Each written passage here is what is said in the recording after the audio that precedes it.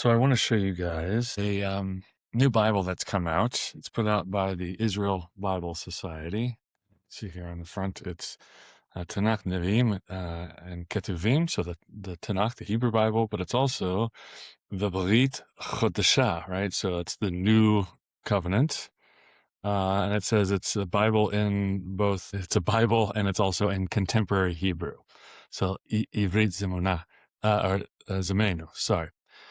Um, so the fascinating thing about this Bible is a couple things. First of all, it has a New Testament, and the New Testament is in Greek. So this is Lucas, right? And so you can read, sorry, did I say Greek? It's in modern Hebrew. So normal Israelis who are Christians or interested in Christianity and want to study it can study like a modern Israeli Hebrew translation. Which is pretty amazing. And it's interesting to see my modern Hebrew is not very good. But as I stumble through it, it's very interesting to see for me how they are translating certain passages, especially where, and I wish I knew who translated it, but there are certainly some places where I feel like they are maintaining some of the Semiticisms in Hebrew that have been translated into Greek or got written in Greek in the New Testament. So, there's even places like where it says obey, and you could use various Greek terms for obey. They still use Shema to represent, that is represented by akuo in the Septuagint, the Greek translation of the Old Testament, Shema to akuo. So they're representing that kind of Hebrew way of saying obey, because there's no real word for obey in Hebrew, in biblical Hebrew. So they just say Shema, to listen is to obey in some ways. It's two sides of the same coin, depending on the strength and the context. So that's all interesting. So if you want to practice your modern Hebrew, you could do it with Matthew, Mark, Luke, and John, and the rest of the epistles as well. I haven't read much in the epistles. I've been mainly looking in the Gospels. I just got this, by the way.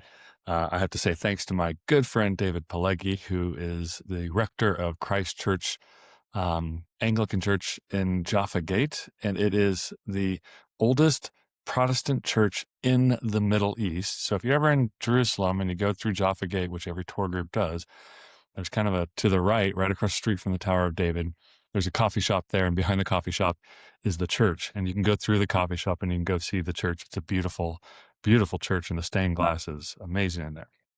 They have an altarpiece that says Immanuel on it. It's wonderful. Okay, here's the other thing that is super interesting.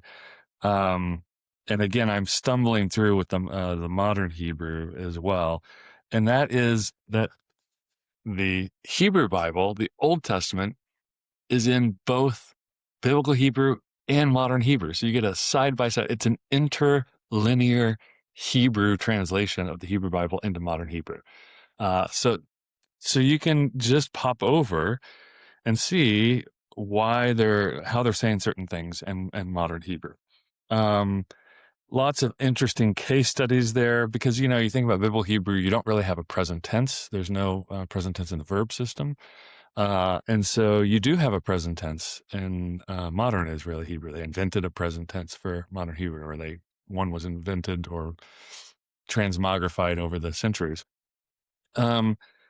Okay, so this is with the Israeli Hebrew Society. And I don't know if you can get this outside of Israel, right? I'm sure if you called the Israel Bible Society and asked them, they would ship one to you. They didn't have that many left when I was there a few weeks ago, or in December, a month or two ago. And they're not that expensive. I think it was 300 or 400 shekels. So, well, okay, maybe that is expensive, $100, but books cost a lot more outside the United States than in a lot of countries than they do in the U.S. Okay, so that's my pitch for the Israeli Bible Society. Old and New Testament.